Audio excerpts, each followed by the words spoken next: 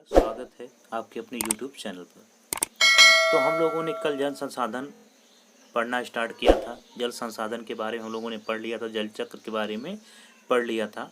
हमने पढ़ लिया था बांध किसे कहते हैं, बांध कैसे बनाया जाता है और बहुउद्देशीय नदी परियोजना क्या है, इसके बारे में भी हम लोगों ने बात किया था। ध्यान रखिएगा 22 मार्च को विश्व जल दिवस मनाया जाता है।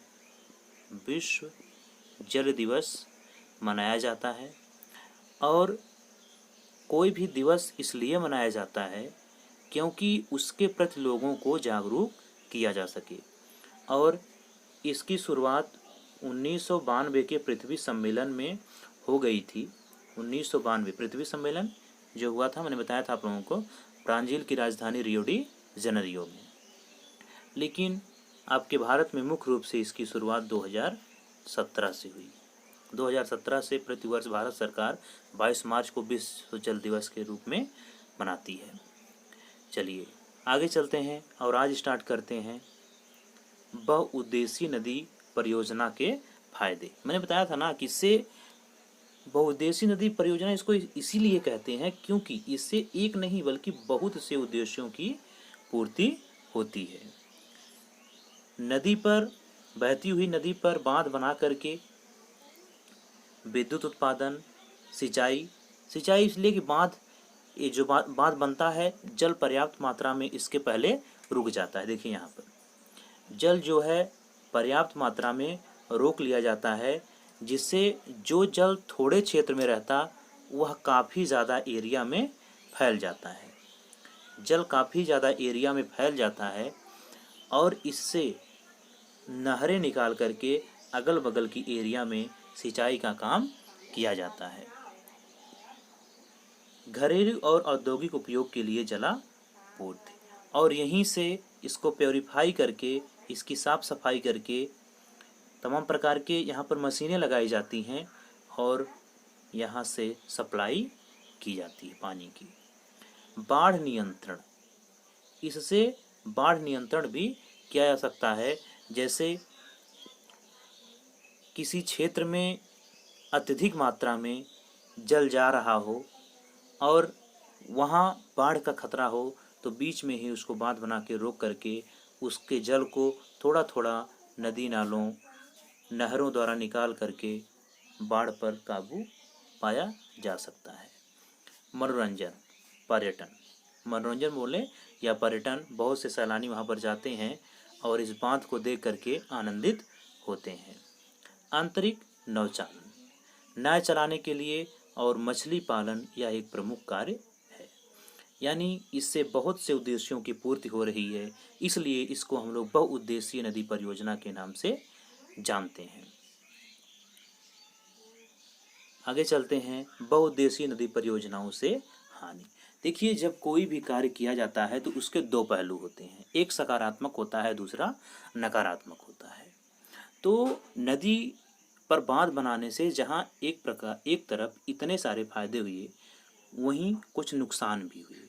नुकसान यह हुआ कि बांध बनाने से प्राकृतिक बहाव अवरुद्ध हो जाता है, जिसके कारण तलछट बहाव कम हो जाता है।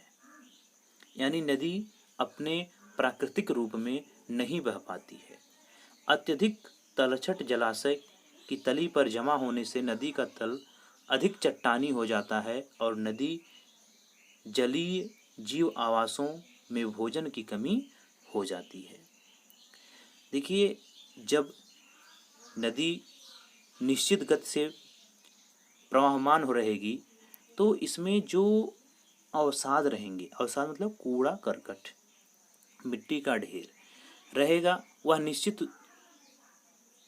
गति से बहता रहेगा और वह अपनी उर्वरा शक्ति बनाए रखेगा। लेकिन जल यदि एक जगह इकट्ठा हो जाए तो वह अपेक्षाकृत जमीन जो है नीचे की जल की, वह कठोर हो जाती है और वह जलीय जीवों के लिए नुकसानदेह होती है। उसके बाद बाढ़ के मैदान में बनाए जाने वाले जलाशयों द्वारा वहाँ मौजूद वनस्पतियाँ और मिट्टियाँ जल में डूब जाती हैं, जो कालांतर में अपघटित हो जाती हैं। देखिए क्या होता है कि जब जल को रोक दिया जाता है तो इसका पूरा एरिया, अगल बगल का एरिया जलमग्न हो जाता है। जो नदी छोटी सी धारा में बह रही थी, वह बांध बना देने से इसका पानी अगल बगल की एरिया में भी हो जाता है, जिससे वहाँ पर जो वनस्पतियाँ होती हैं, मिट्टी होती है, वह जल में डूब जाती है और बेकार हो जाती है। और इससे क्या होता है कि जो यहाँ पर गांव रहेगा, अगल बगल में घर रहेगा, उनको अपना घर छोड़ करके भागना पड़ता है और पर्याप्त मात्रा में विस्थापन होता है। बहुउद्देशीय योजनाओं के कारण भूकंप की संभावना बढ़ जाती है। साथ ही अत्यधिक जल के उपयोग से जल जनित बीमारियां फैलने में, कीटाणु जनित बीमारियां और प्रदूषण फैलते हैं। और आप लोग जानते हैं कि जब कोई भी समस्या बढ़ जाती है तो उसको रोकने के लिए जनता द्वारा विरोध किया जाता है। उसी प्रकार से इन बांधों के लिए भी कई आंदोलन चलाए गए, जैसे नर्मदा बचाओ आंदोलन 1980 के दशक में यह चलाया गया था। टिहरी बांध आंदोलन, यह भी टिहरी बांध जो कि उत्तराखंड में है, और नर्मदा बचाओ आंदोलन जब सरदार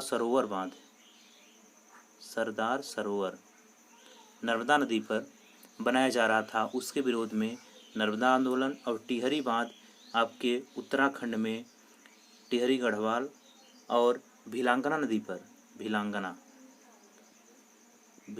नदी पर बनाया जा रहा था, तो उसके विरोध में टिहरी बांध आंदोलन चलाया गया था।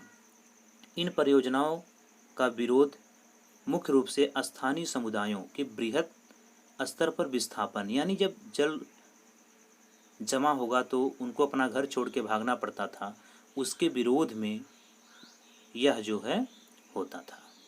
बहुउद्देशीय परियोजनाओं के लागत और लाभ के बंटवारे को लेकर अंतर्राज्यीय झगड़े आम होते जा रहे हैं।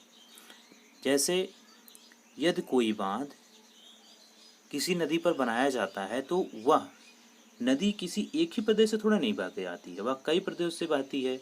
तो इससे क्या होता है, अगल बगल का प्रदेश प्रभावित होता है और वह राज्य दूसरे राज्य के प्रति विरोध प्रदर्शन करता है। इसके बाद हम लोग बात करते हैं, देखिए जल क्या है, बहुत ही महत्वपूर्ण चीज़ है। इस पाठ में हम लोग यही पढ़ रहे हैं, और जो महत्वपूर्ण है यह देखिए, यह नर्मदा बचाओ आंदोलन जो चलाया गया था, देख सकते हैं आप लोग कितनी मात्रा में लोग इकट्ठा हुए हैं इसका विरोध करने के लिए। नर्मदा नदी पर बनाए जाने वाले सरदार सरोवर बांध का विरोध करने के लिए कितनी भारी संख्या में लोग खड़े हुए हैं। चलिए, वर्षा जल संग्रहण। वर्षा के जल का किस प्रकार संग्रहण किया जाए, उसको हम लोग वर्षा जल संग्रहण के नाम से जानते हैं। जैसे हम लोगों की छत पर क्या होता है, वर्षा की बूंदें गिरती हैं और जल अपने स्वतः जहाँ जाना होता है, जिधर हमारी ज़मीन ढालू होती है, उधर ही जल चला जाता है। लेकिन तमाम प्रकार की टेक्निक हैं जिनके द्वारा इस जल को एकत्रित किया जाए और विभिन्न कामों में इसका प्रयोग किया जाए। इसे हम लोग वर्षा जल संग्रहण के नाम से जानते हैं। धरातल पर गिरने वाले वर्षा के बूंदों को संचय कर उपयोग करने की प्रक्रिया को वर्षा जल संग्रहण कहते हैं। पहाड़ी और पर्वतीय लोगों में गुल अथवा कुल पश्चिमी हिमालय के पश्चिमी छोर पर जैसी वाहिकाएं नदी की धारा का रास्ता बदलकर खेतों में सिंचाई के लिए बनाई जाती हैं। राजस्थान में पीने का जल एकत्रित करने के लिए छत वर्षा जल संग्रहण का तरीका आम था। पहले जब वहाँ पर राजस्थान में एक इंदिरा नहर खोद दी गई है, जब यह नहीं थी तो वहाँ पर पानी की बहुत बड़ी समस्या थी, तो उसके लिए राजस्थान में छत वर्षा जल संग्रहण एक आम तरीका था। छत वर्षा जल संग्रहण आइए समझ लेते हैं किस प्रकार किया जाता था। यह देख रहे हैं, यह छत है और जो यहाँ देखिए पाइप लगी हुई है, इस पाइप से जल को एक गड्ढे में ले जाया जा रहा है और इसको फिर बाद में एक पाइप द्वारा निकाल करके खेत की सिंचाई की जा रही है। इस प्रकार जो यह नीचे खोदा गया गड्ढा है, इसको जो है टाँका के नाम से जाना जाता है। इसको टाँका कहते हैं, टाँका।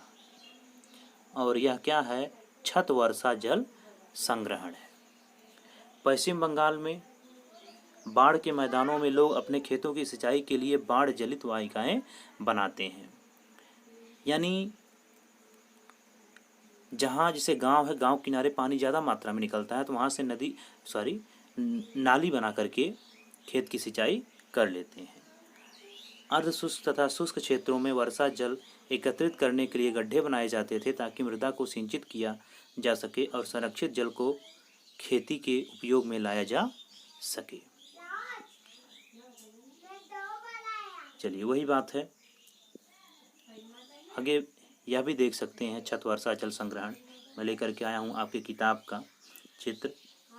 यहाँ भी देखिए, छत पर जो पानी है, वर्षा हो रही छत पर जो पानी, उसको एक पाइप के द्वारा एक टैंक में, उसके बाद फिर नल में सीधा लेकर के जाया जाता है। फिर यहाँ से अब नल के द्वारा आवश्यकता अनुसार इसको हैंडपम्प के माध्यम से निकाला जाएगा। एक और चित्र होगा, यहाँ देखिए, यहाँ भी वही काम जो इसके पहले मैं दिखाया था कि छत के पानी को पाइप द्वारा एक गड्ढे में लाया जा रहा है, फिर इसको आवश्यकता अनुसार निकाला जाएगा। टाँका कैसे काम करता है? वही जो मैं बताया, गड्ढा होता है उसको टाँका कहते हैं। टाँका घरों की ढलवा छतों पाइप द्वारा जुड़े होते हैं। वर्षा जल जो कि घरों के ढालू छतों पर गिरता है, उसे पाइप द्वारा भूमिगत टाँका जो मुख्य घर अथवा आंगन में बना होता है के अंदर ले जाया जाता है। आप सभी लोग इसको बढ़िया से समझ गए हैं कि छत के पानी को पाइप द्वारा गड्ढे में ले जाया जाता है। इस गड्ढे को ही टाँका के नाम से जानते हैं। ठीक है, तो इस प्रकार आपका तीसरा चैप्टर भी समाप्त होता है। चलिए हम लोग इसके बाद चौथे चैप्टर की तरफ बढ़ेंगे, लेकिन तब तक आप लोग वीडियो को देखते रहिए।